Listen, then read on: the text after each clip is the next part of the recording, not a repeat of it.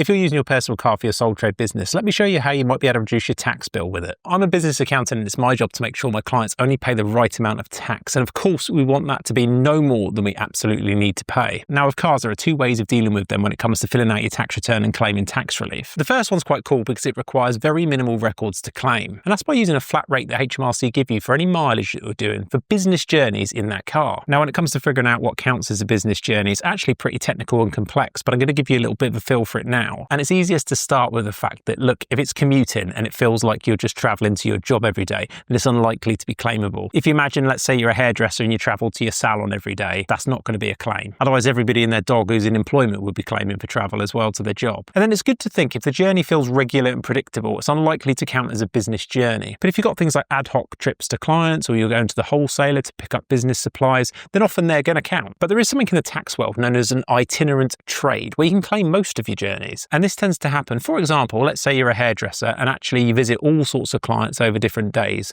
and you go to their homes. Or you're a bricklayer and you're going to go to different sites until that job's done and then you move on to the next one. In those kind of roles, you're likely to be itinerant and your travel from your home to those workplaces is likely to count. So once you've established you've got a business journey, then you can apply this flat rate. It's what's called on HMRC's site simplified expenses. And for each business mile you do in that car, you can claim 45p for the first 10,000 miles in a tax year and then 25p thereafter. Now, these rates haven't moved for many years. So if you imagine years ago, 45p a mile was like a super exciting thing to have.